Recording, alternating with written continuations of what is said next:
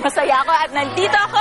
At syempre, fun Friday na naman tayo dito sa unang hirit. At tulad ng sinabi nila, tayong mga morning people, isa sa mga paborito talaga nating almusal ay ang tuyo. Lalo na kapag may kasamang kamatis at saka yung sinaga, ay naku, panalo yan. Kaya naman yan, ibibida namin sa inyo kung paano nga ba ginagawa ito paborito natin na almusal. Alright, so syempre, simula muna dun sa isda. Ito nakita natin nga sandamakmak na isda dyan, banyera.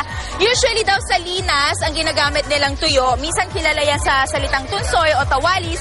Pero today, tawagin muna natin siya sa linas. So, ibababad yan sa tubig. Ayan, lilinisin nila para siguradihin walang dumi at malinis yung ating gagawing tuyo.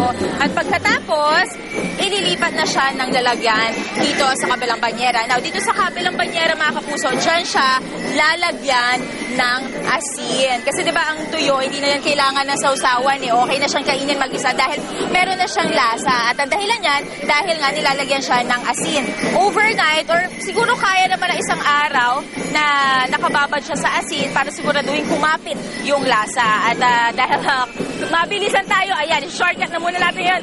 Kuwari, tapos na siyang mababad for one day, ilalagay na siya dito sa lalagyan. Ayan, kuya. Bilis. Ang dami palang asin nito. Ayan. At pagkatapos, ililipat na siya dito sa ating susunod na banyera para hugasan. Dito sa hugasan na yan, tatanggalin lang yung mga excess asin, yung mga sobra nga, para hindi naman maging sobrang alat ng ating tuyo. Ayan, mga ilang hugas lang yan. At pagkatapos, ready na siyang ilipat dito sa tinatawag nila na capping. Itong capping na to, ayan, dito nila binababad yung kanilang mga tuyo. Ihahanay nila yan. Usually daw yung isang capping na ganito, naglalaman ng mga 2.5 kilos na salinas.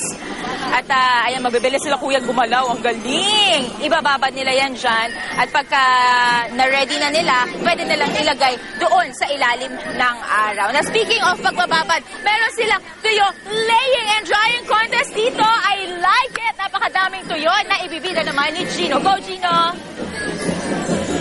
Ay, tama yan, Monica. Ako, kanina nakita ko yung karera dito na naganap. Yung mga libang grupo na naghanap ng isang banga, isang libro, at isang walis tingting, at isang bandera. Kaya nga nakita, karera talaga sila. Ang bibilis ng mga tao dito. At alam nyo ba na last year naman, 86.9 meters ang record nila dito. At syempre this year, tatalunin nila yan. At mahigit na 200 na isda bawat isang bilaran.